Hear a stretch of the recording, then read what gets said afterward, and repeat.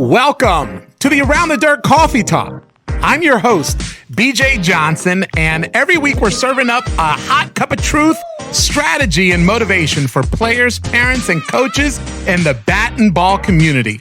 So grab your coffee, settle in, and let's talk.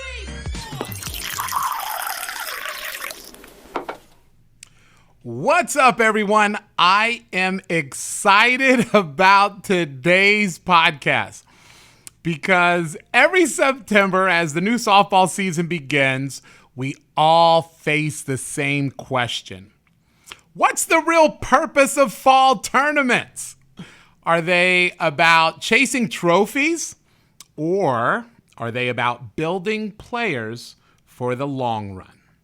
Today, I want to challenge how you look at fall ball and why the answer could change the entire trajectory of your athlete's season. For many families, club softball is a year-round commitment. I remember back in the day, athletes had an off-season to reset, to recover, and to grow. But today, that cycle rarely stops. Nationals wrap up in July or August, and then just a few weeks later, there's new tryouts and then a new roster, and then before you know it, tournaments are already under the way. That creates a major challenge because the off-season, the time that athletes should be rebuilding their swing or adding new pitches or refining their defensive mechanics, it has been swallowed up by nonstop competition.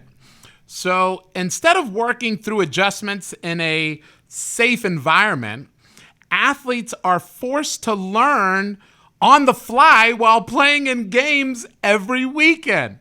Imagine trying to rebuild your car's engine while driving down the freeway. That's what it feels like for many of these kids. I see it play out inside of my own facility at SFS all the time. A parent says, she's crushing it in your lessons, but I don't see it in games yet. Well, of course not. They have a controlled environment here at SFS. There's no crowd noise. There's no pressure of runners on base. There's no opposing pitcher trying to expose weaknesses. This doesn't come close to even matching the chaos in a live game. And when athletes are experimenting with something new, mistakes are inevitable. But here's the truth. There are some kids that thrive under those conditions. We've all seen them. I call them gamers.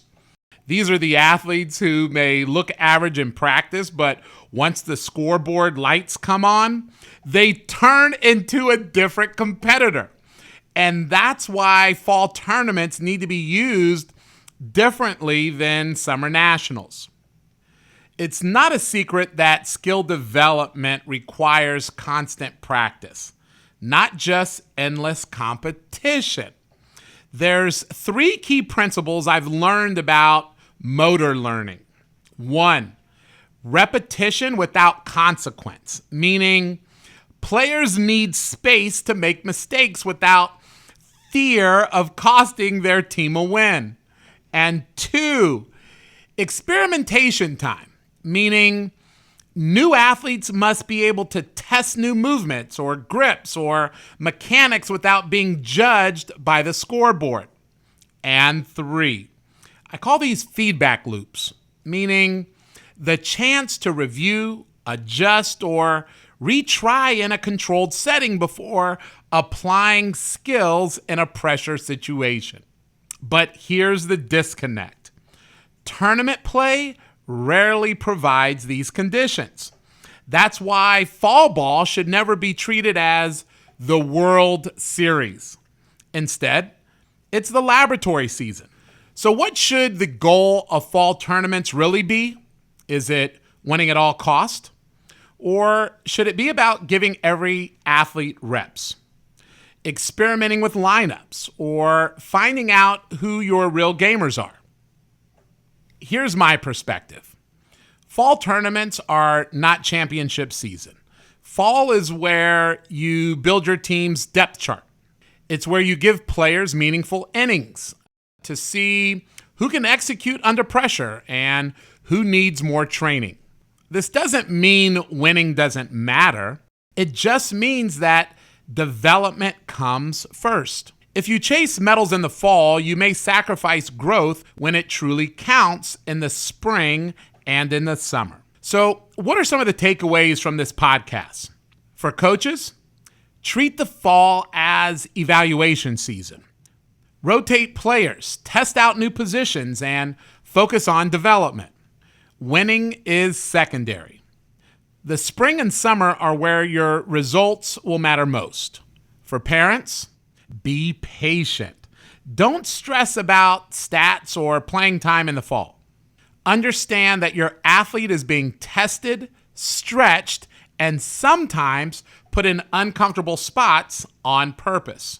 Okay, for athletes, use fall tournaments as a proving ground. This is your chance to show that you can apply what you've been working on in practice, even if it doesn't look perfect yet. Mistakes now are investments in your success later. So the next time you're sitting in the stands at a fall tournament, ask yourself, am I only keeping score on the scoreboard? Or am I keeping score on my athlete's growth? Because fall ball isn't about the finish line, it's about building the foundation. And the athlete who embraces that mindset will be the one who stands tall when it really counts.